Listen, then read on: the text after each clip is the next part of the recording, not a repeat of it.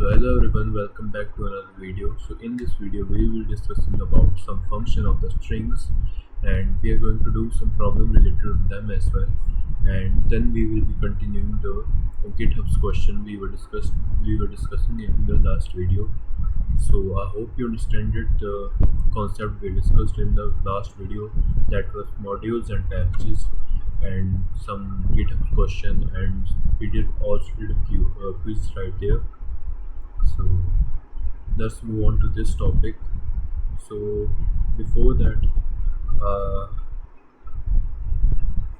before that, we have already discussed all the major topics of the INT 108 syllabus, and this is like just the recaps of these topics. So you have to practice on your own also, and also try to understand if you have any problem in these topics. That's why I'm making this video, so it can help you understand it more better. So let's start with these functions we are going to discuss today. So we are going to discuss the string type of questions. First is the length function. Its primary purpose is to count. It counts in a sequence of collection, finding size of data arrays or string inputs. Next is type.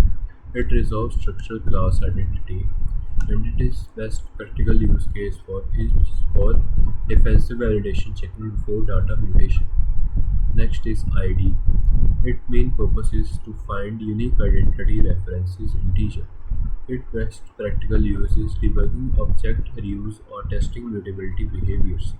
Next is sum. It accumulates numeric sequence items. It helps in calculating the total financial transaction or item counts. Next is max or minimum. It extracts the boundary value matrix, and it helps to find the lowest of values or longest text lines in while. It is the practical use in the daily world. Next is ABS. It drops negative sign from numbers, and the best practical use is true for the computing absolute uh, coordinate changes or distance. Next is round. Round values to be specified precision.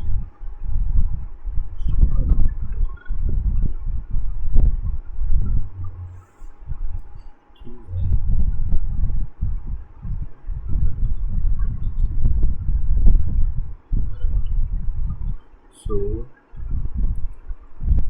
it drops all the negative signs from the number, and it rounds value have to be specified precision, and practical uses presenting highly precise float as cleaner dashboard outputs. POW raises an base number to an exponent. High efficiency modular exponentation in cryptography setups. Sorted creates a new sorted list, generating ordered presentation records safely without changing inputs. Zip pairs item from parallel arrays, creating structural dictionary from the separate key value list. Enumerate couple index numbers with loop values, tracking loop iteration steps cleanly without tracking counters. Map applies a function to every IEEE items, bulk data casting or widespread numeric updates. Filter extract element based on a condition, cleaning invalid rows or missing uh, records out of a datasets. Let's discuss these problems of these questions. So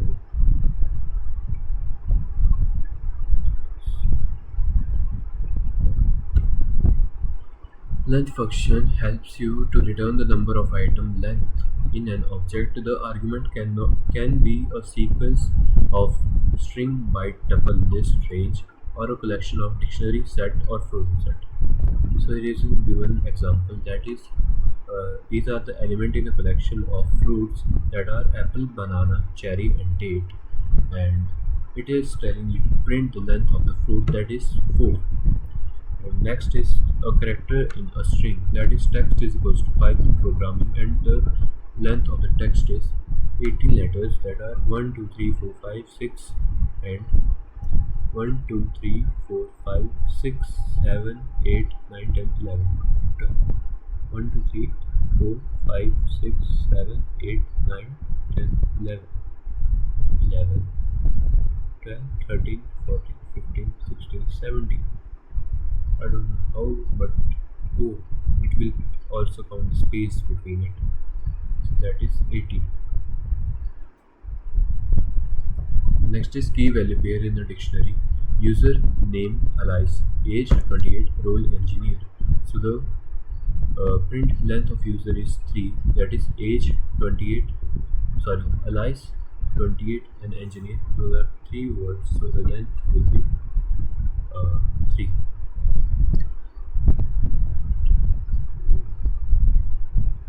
When passed a single argument, next is the type function. When passed a single argument, it returns the exact type of object.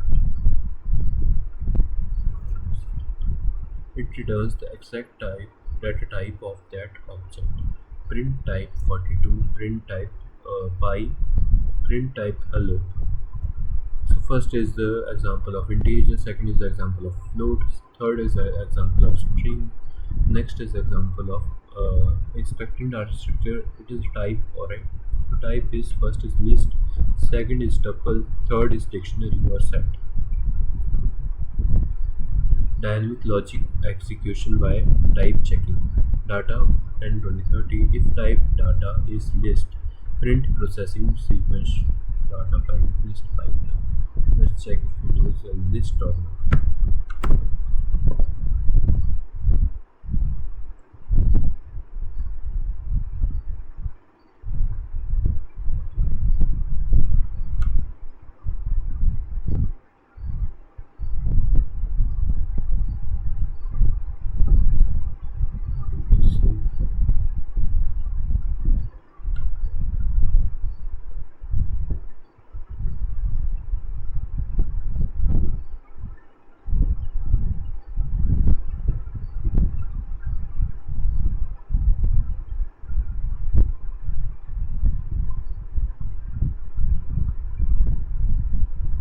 So here are the outputs. First is class.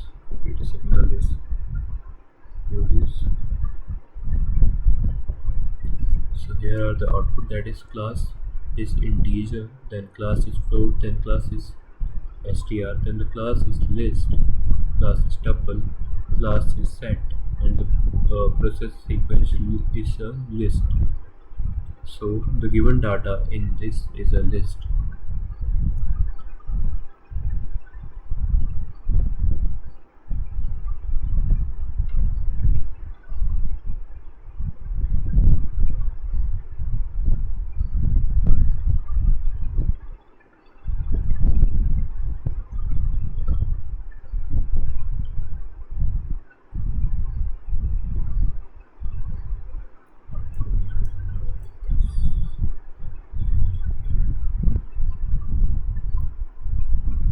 Next is the id function that returns the unique identity integer of an object. This integer is guaranteed to be unique and constant for this object during its lifetime in C Python. This will correspond to the object's absolute memory address. X is equals to 256, y is equals to 256, print id x is equals to id of y, and list of A is equals to 1, 2, 3, list of B is equals to 1, 2, 3, print id list of A is equals to id list of B, print original id and id list of A, list at list A dot append of 4, print mutated id comma this id list of A. Let's try this code in VS Code.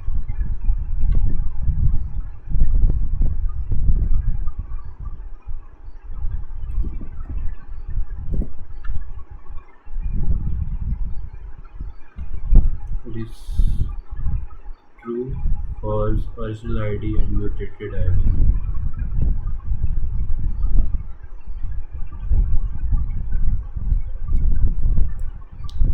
Next is mathematical optimization function. The function is sum.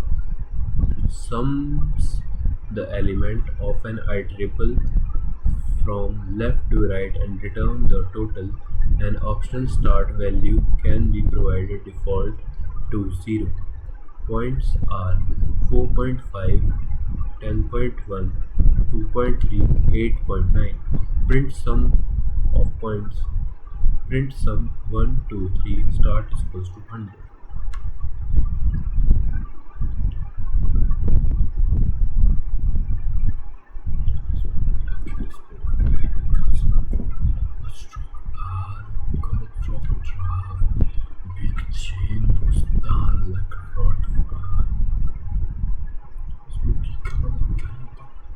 Words is 4.5, 10.1, 2.3, 8.9. So print sum points of output is equals to 25.8. Utilizing the start keyword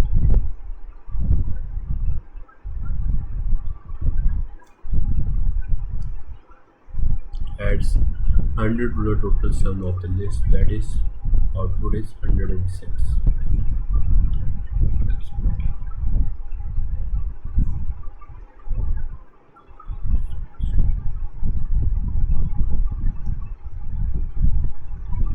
Max function returns the largest item in an iterable or the largest of the two or more arguments can accept an optional custom key evaluation function to determine the sorting priority.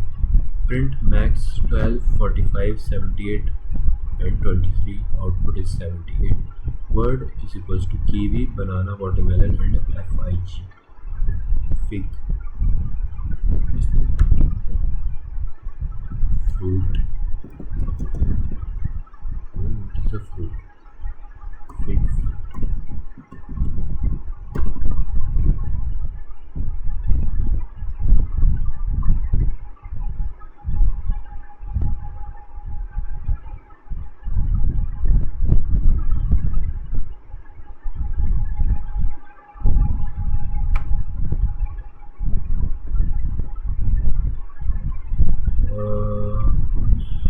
No. So it was, I guess, this one. Then it was this one. Then it was this one. Then it was this one. Then to ensure the block of code on this one. Then it was this one. Then it was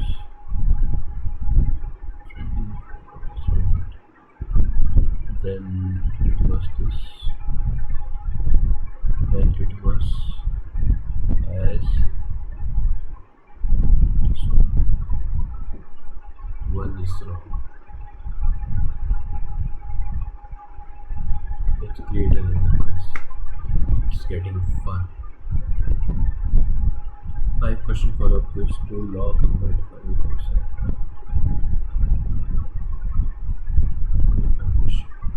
Alright, so this is when importing a package for the first time, what role does the init.py file serve in modifying the package namespace? So it is executed to initialize the package namespace, allowing you to define the variable function or run the set of code that will be accessible by the package name. And the init file generally acts as the package initiation script. When a package is imported, Python executes the code inside init, first establishing the package namespace. So it generally just like help to initiate the package namespace, allowing you to define that variables, function and run the setup code that will be accessible by the package name.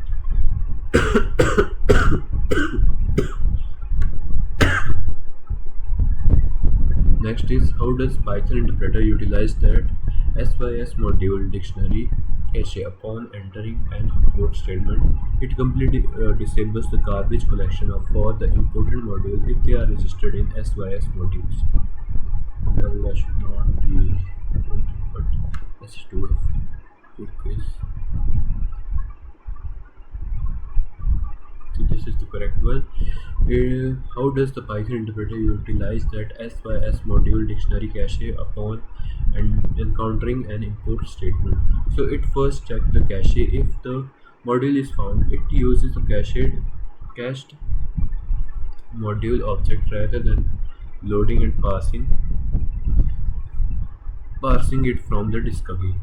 And SYS module act as a global cache. When the Python sees an import statement, it checks the dictionary first to see if the module has already been loaded during the current session, dramatically improving the performance. Next is, what is the primary syntaxical difference between absolute and relative import in Python packages? Well, this should be, I guess, the first statement because it is the longest, and absolute import specifies the full path from the project's root, while relative import use dot notation, example module to reference module relative to the current module location. So I guess this is the yes. So the correct option is the one we ticked, and it is saying like absolute absolute import define the path starting from the top level package or the project's root, whereas relative import rely on the current module directory position utilizing single and double dots.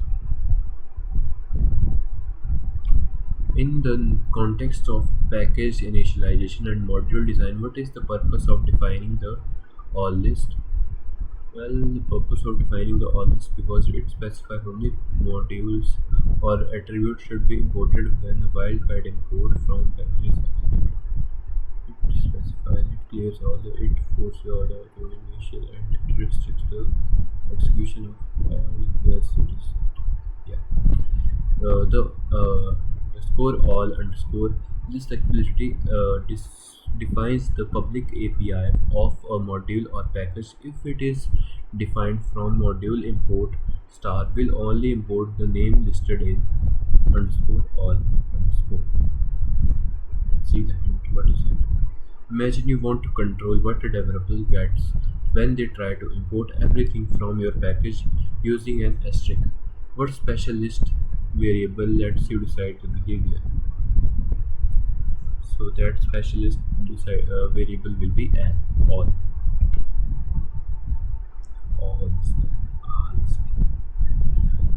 Under PEP 420, what distinguishes a namespace package from a regular Python package? Python allows it to reduce a single package without requiring an editor restrict the body of namespace package. A namespace package can only contain C extension provided from containing package source file. Is thrown compiled file or streaming.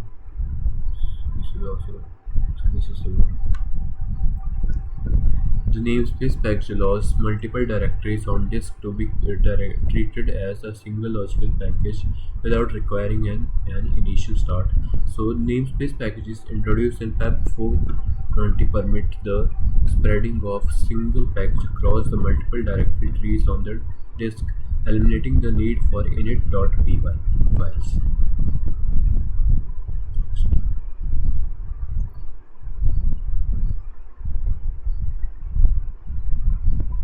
Let's go on this. So we discussed about this question.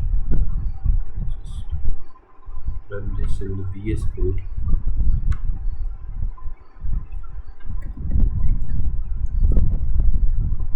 Print max of these number that will be 78 when words are kiwi, banana, watermelon and fidge. Print max words key length that it will be watermelon, and then prices are item A 15.5, item B 42 and item C 8.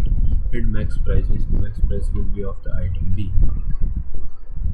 78 watermelon item. Let's get on with the next function.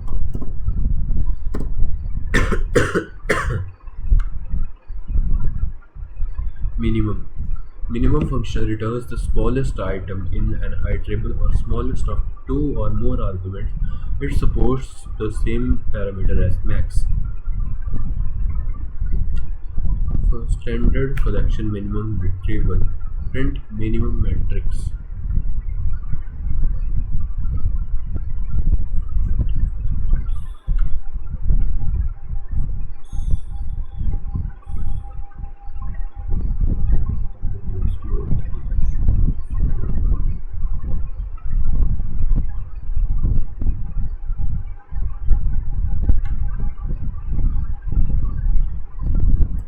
It's really short now. Let's focus on this.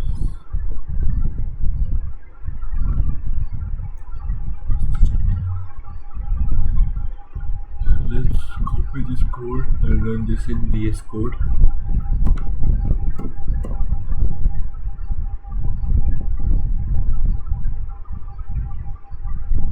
Matrix. The list is given as 102, 45, 999, 14 and 204. The minimum matrix is 14 and chars is equals to ZABF. The minimum character key str.lower is A. So 14 and A will be the output of the given program.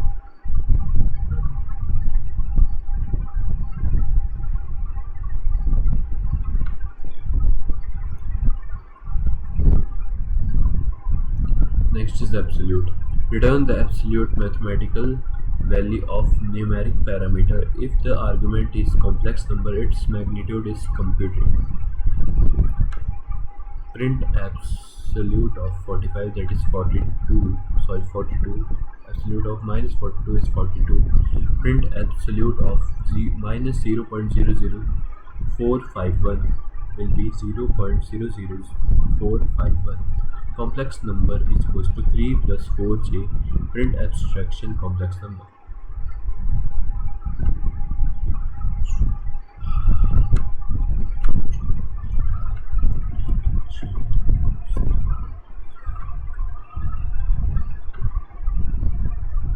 Zero point zero zero four five one five. Complex number is given as 4 plus 3 plus 4j. So the absolute of this complex number will be 5. That is square root of 2 and square root of 4. So that gives 9 plus 16, and square root of 9 plus 16 is under root 25, and the value of under root 25 is 5.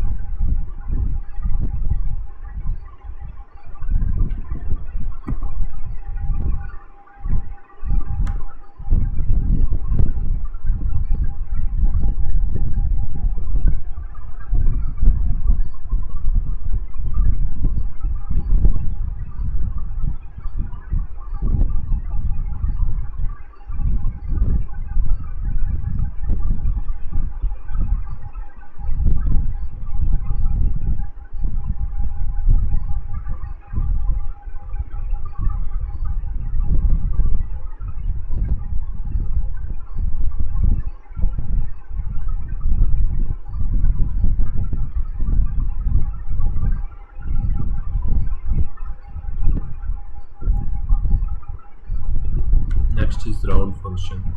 Rounds a floating point number to n digits precision after the decimal point. If n digits is omitted, it returns the nearest integer. Python uses Blanker's rounding, rounds to the nearest even number on the exact halves like 0.5. Print round 5.6, print round 5.4, print round 2.5, print round 3.5, and then pi value is equals to 3.14 and so on. The fraction value of pi. Print round pi value comma 3. So it will give you the round of 5. If the round is like more than 0.5, it will give you the next integer, that is the after the number, that is the main number, and if the round is less than zero point 0.5, it will give you the it is before the main number. In the banker's rounding calibration demo, if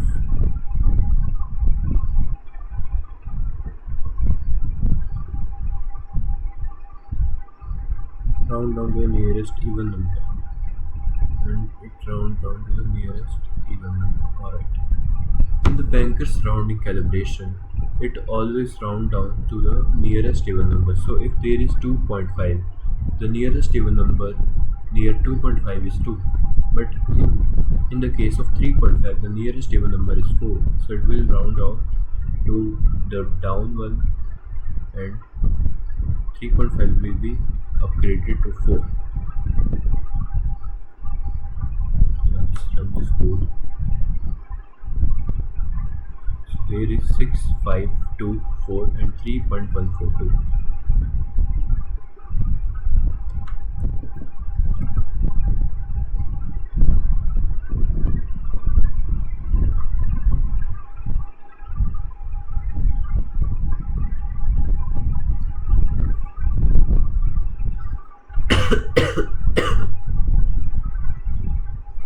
Next is power. Return base power exp, that is exponential. If a third argument mod is provided, it returns base exp mod of mod. This three argument form calculate modular exponential far more efficiently than base multiplied base raised to power exponential divided by the mod.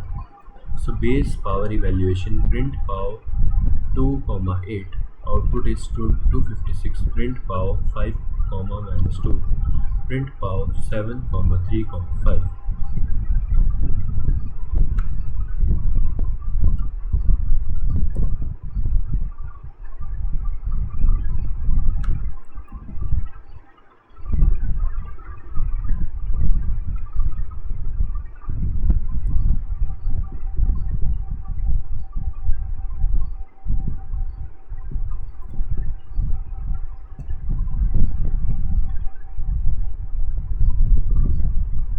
The value is 256, the power of 2 raised to power 8, that is 256. Then if the power is 5 raised to power minus 2, that will be 0.04. And if the power is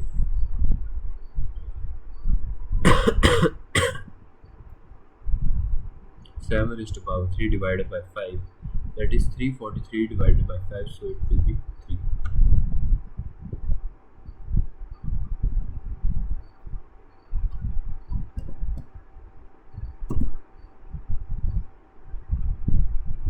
Next is sequence and sorting manipulation function. Sorted R returns a new sorted list compiled from the items in any arbitrary iterable. The original iterable remains unmodified. Unordered tuple is equals to 4193. Ordered list is equals to sorted unordered tuple. Print ordered list, that is print unordered tuple. Print sorted 10, 5 and 20. Reverse is equals to true. So it will reverse the whole list, that is 25 and 10. Then the complex custom evaluation mapping will be inventories that will containing apples, 50, oranges that are 20, bananas that are 34.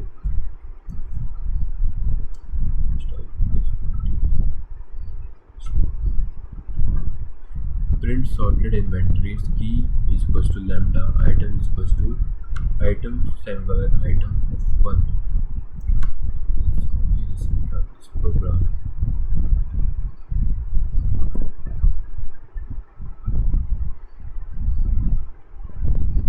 So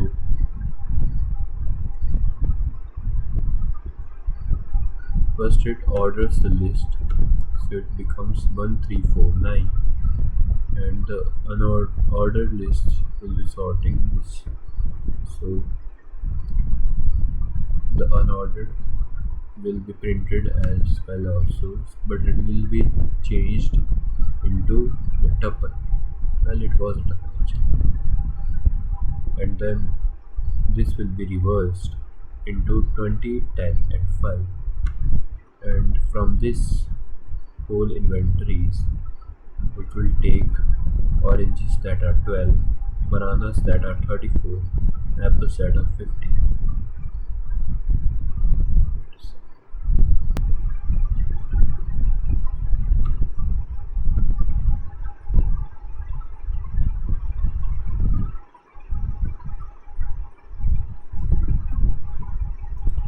Let's move on to the next problem. So next problem is for the zip. Zip returns an iterator of tuples where the ith tuple contains the ith element from each of the argument iterables. It stops the story. It stops when the shortest input iterable is exhausted. Identifier is equals to 1001, 1002, 1003. Operators is equals to Alice, Bob, and Charlie. Zipped object. Zip identifier operators. Print list zipped object. Truncation, mismatch, isolation handling. Short list is equals to 1, comma 2. Long list is A, B, C, D. Print list zip short list long list. So 1A to B.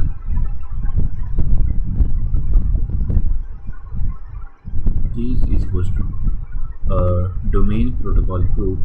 Values is equals to example.com https 443. Configure dictionary zip keys and values print configuration. Let's copy this code and run this program.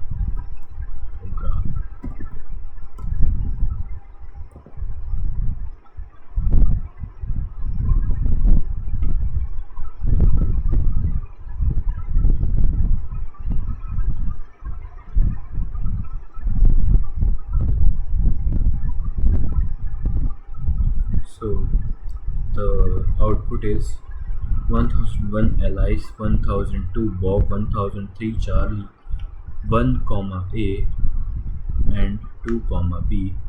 Domain example.com. Protocol is HTTPS and port is 443.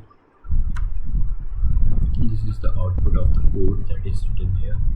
So identifier is the variable that is having the list 1001, 1002, 1003. Operator is the variable that is having the list Alice, Bob, and Charlie. Zipped object is equals to zip identifier and object. So this will like add.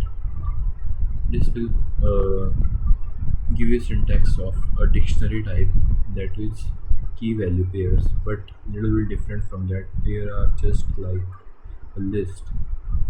So 1001 Alice, 1002 Bob, 1003 Charlie will be the print value of the list zipped object. So let's move on to the next one.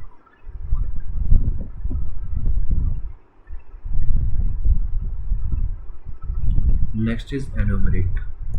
Enumerate takes the collection, example a list, and return it is an enumerate object. It yields pair containing a counting index starting from 0 and or a specified value, and the value obtained from the iterating over the sequences. Task is equals to initialization, extraction, comma validation. For index task in enumerate task, print f step index start from task. Prices is equals to gold, silver, and bronze. Print list enumerate prices start is equals to 1.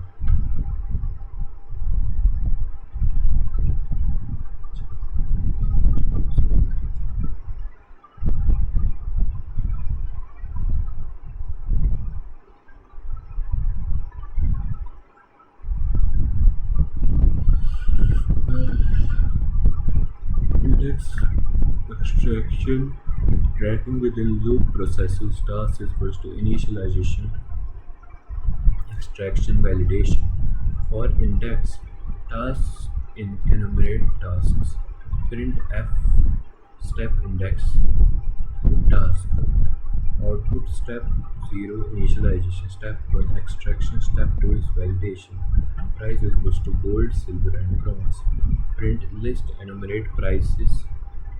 Start is equals to 1. Output 1, comma, gold, 2, comma, silver, and 3, comma, bronze.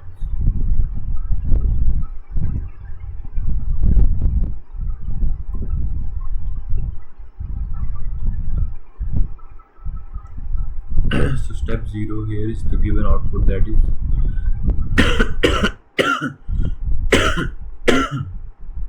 step 0 is initialization, step 1 is extraction, step 2 is validation, and the output that is printed as when the list of enumerate prices start from the 1 is printed, it will be the output will be 1 gold, 2 silver, and 3 bronze.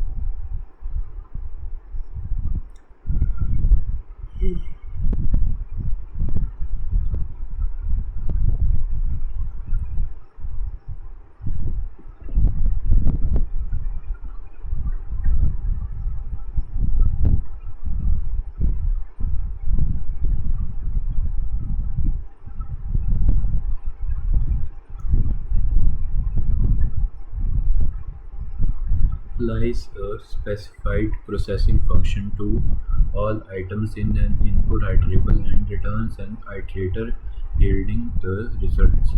So define calculate square and return n multiplied by n. Number is equals to 1, comma 2, comma 3, comma 4. Squared result is equals to map calculate square, comma numbers. Print list squared result. Price strings is equals to 12.50 cents, $9.99, and 100.00.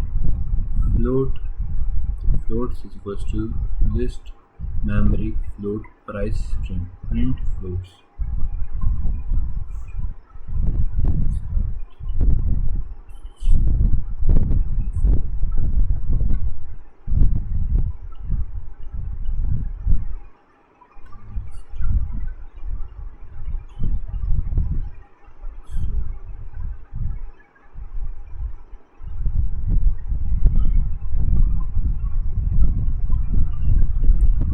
Keep uh, Try to solve this code on your own and use VS Code for the problems.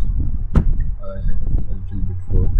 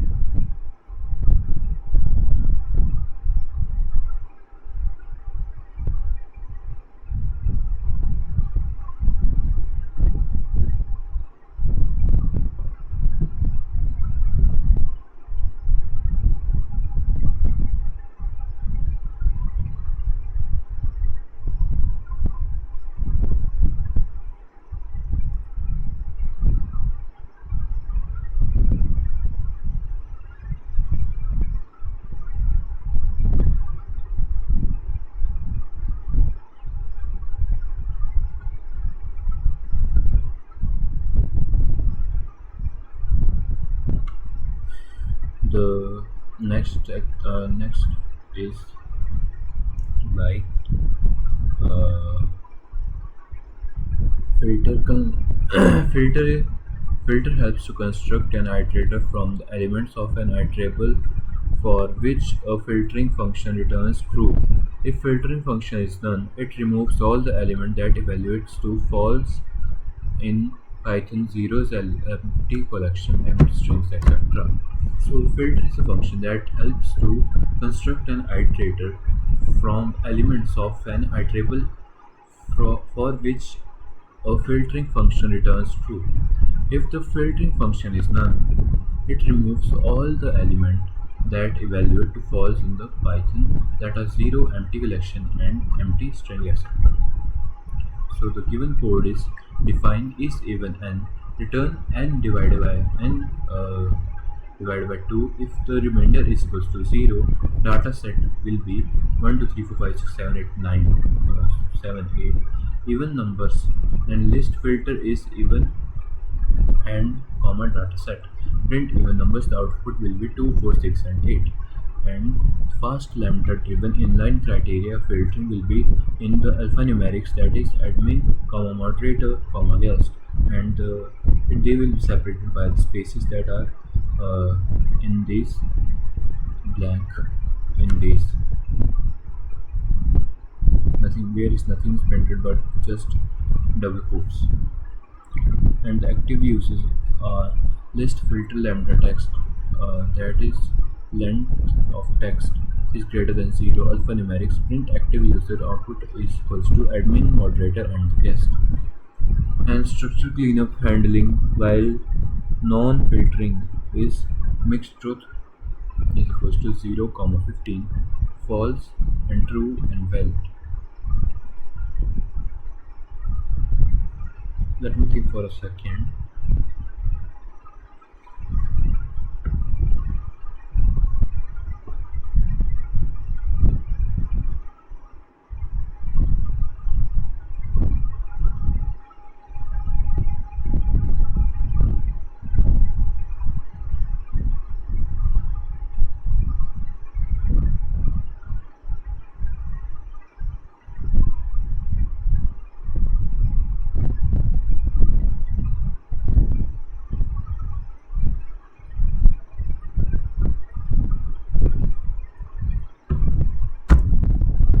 So start with who we have that. So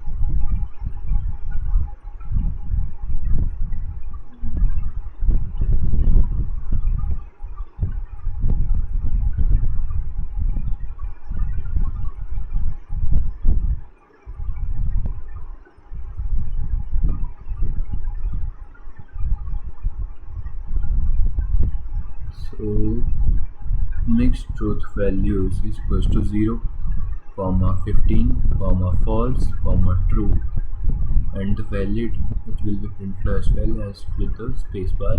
So valid record is equals to list filter none, comma mixed truth values print valid records. Let's copy the statement and paste it right here and run this one. So the output is 2468 admin, moderator, guest, 15 true, valid. And that was the expected output of the given statements.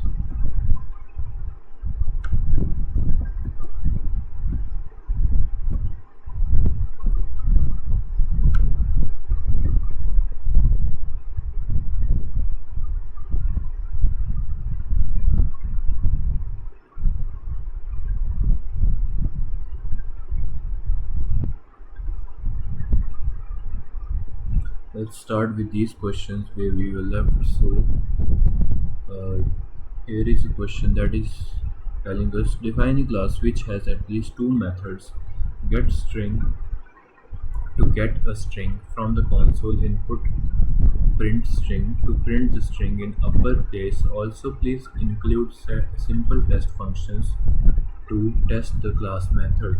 Use init method to construct some parameters. Class input out string object. Define init self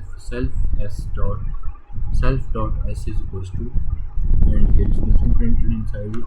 Then define get string self dot s is equals to input, and define print string self dot upper. Str object is equals to input out string.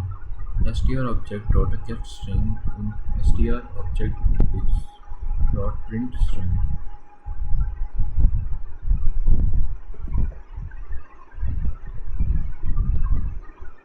Here it has created another one, empty object. Yeah. Here it has created another empty object.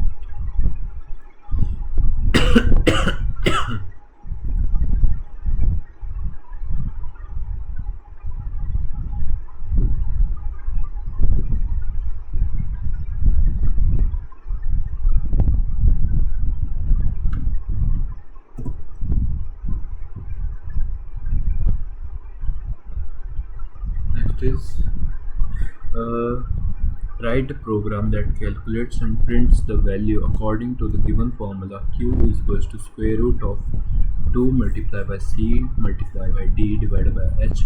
Following are the fixed value of C, and H is 50. C is 50, H is 30, and D is the variable whose value should be input to your program in comma separated sequence. Example, let us assume the following comma separated input sequence is given to the program: 100, 150, 180. The output of the program should be 18, 22, and 24.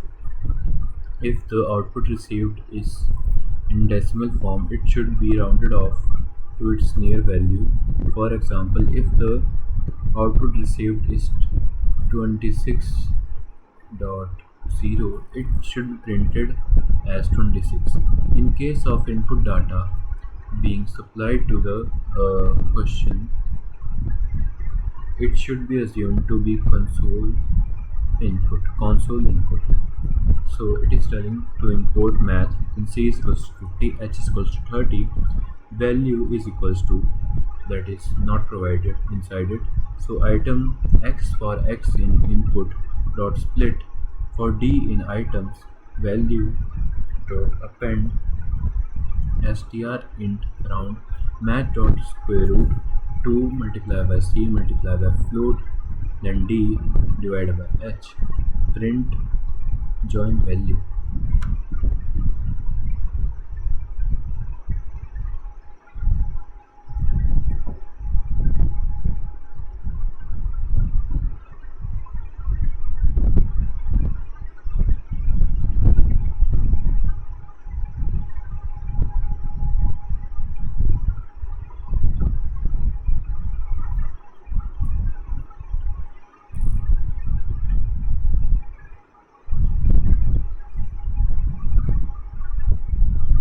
So import function is used in here. C is equals to 50, H is equals to 30, then item that is equals to X for X in input dot split for D in items value dot append str int round math dot square root 2 multiplied by C multiplied by float D divided by H, print comma join value.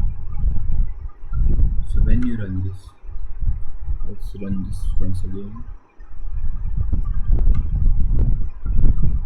User access app data local program Python 314 CASE. Like you can see, first in this user's app data, it is in lower letter, and but here it is in uppercase. seen for these. What does that even mean? Let's understand this code in Gemini. Slash.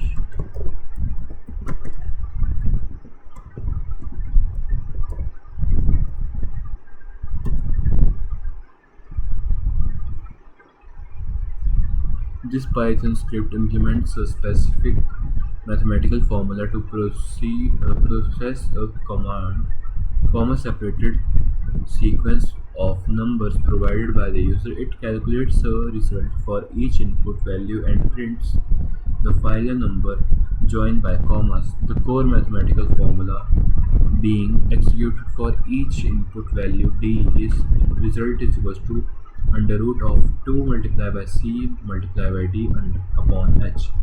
So given the constant initialized at the beginning where c is equals to 50, h is equals to 30, and the formula simplifies directly to result is equals to 2 into 50 multiplied by d upon 30, so that is 100 upon 30, that is 10 multiplied by d upon 3, so it is 3.333 multiplied by d under root. Parse input values. Items is equals to x for x in input dot split. This line reads the line of text from the user splits it wherever a comma appears and creates a list of strings called items. Example: input 100, 150, 180 becomes 100, 150, 180. Alright, well, it just separated by the commas where we have used split right here.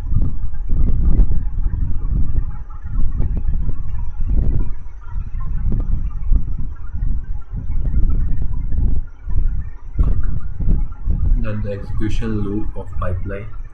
For d in items, value dot append strint round math sqrt and float dyh. The script loops run through every string d inside the items list and passes it through an inside-out pipeline. Float d. This converts the string into a floating point number. So math operation can happen. 2 multiplied by c multiplied by float that is d divided by h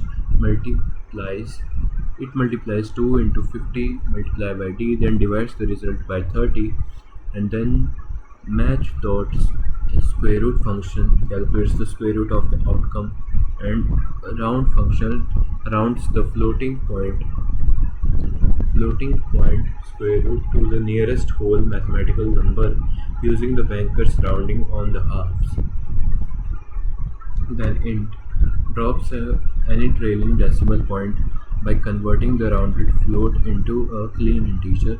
str converts the integer back into a string so it can be combined with the commas later. And value.append stores the final string result inside the value list. Print, comma, dot join value. This takes all the string items into the stored inside the value list and glues them back together into a single text block separated by the commas. A trace walkthrough with example data. Let's trace how the pipeline calculates and output step by step. If the formula is value is equals to 20, 50, 100 divided by 30, then multiplied 2 multiplied by 50 multiplied by 100, that is equals to 10,000. Divide 10,000 by 30, that is 333.33333. Square root of 33333 is 18. 333.3333 is 18.2574. Round is equals to round 18.2574 yields 18.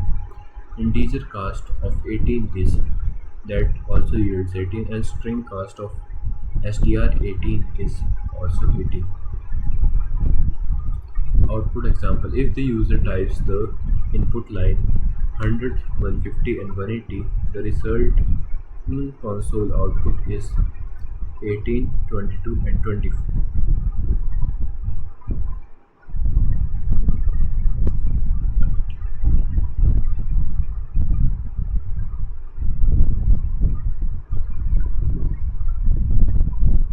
Let's discuss the next problem.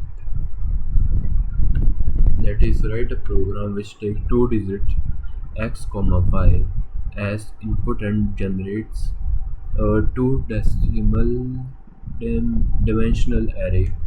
The element value in the ith row and jth column of the array should be I into j.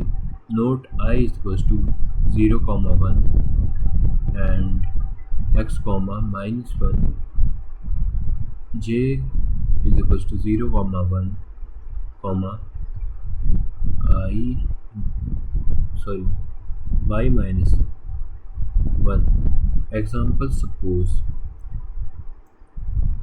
the following inputs are given to the program 3, 5, then the output of the program should be 0, 0, 0, 0, 0, 0, 1, 2, 3, 4, 0, 2, 4, 6, 8. Note: in the case of input data being supplied to the question, it should be assumed to be the console input in the comma separated form.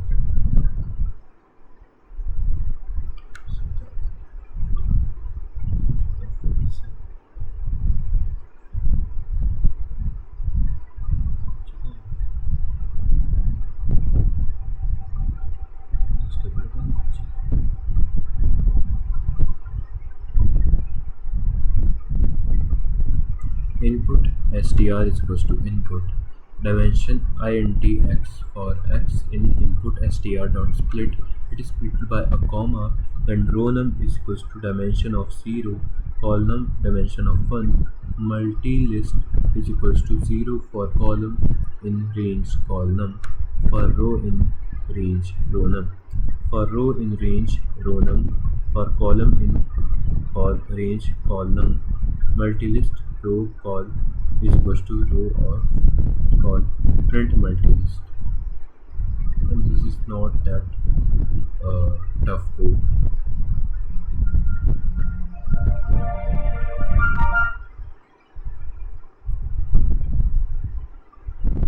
So you can just comment this out first. Enter and run this code. So what is the type error right here? Type error could not convert string to float. Let's run this once again.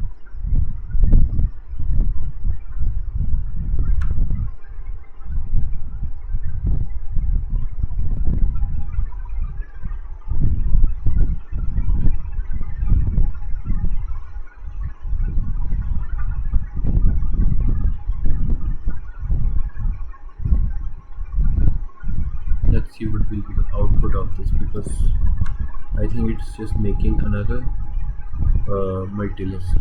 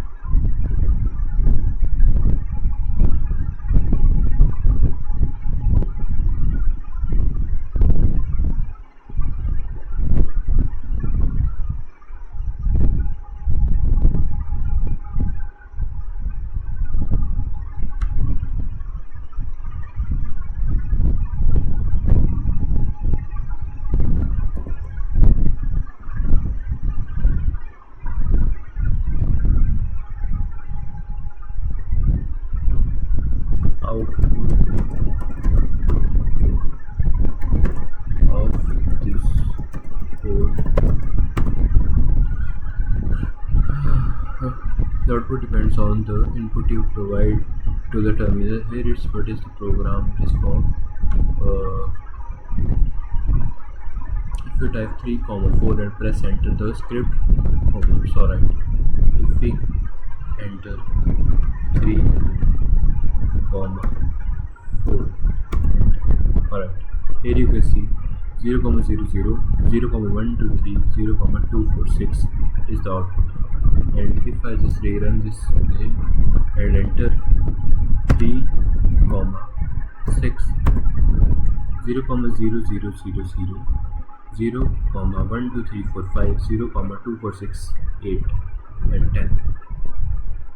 So it will create an empty multilist, and then you have to enter the value for the range of the column name and the row name, and it will then create the multilist of the row and the column by multiplying them, and you can just enter them with a column, not a column, with a comma between them, and it will give you the dimensions of 3 different things. That will be 0, and then your simple number, that will whole number, and your even numbers.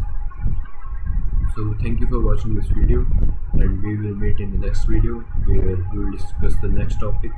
And I hope you understand what we discussed in this video, and we will be continuing with these questions in the next video, and in the end video we will be reviewing all the topics of Python.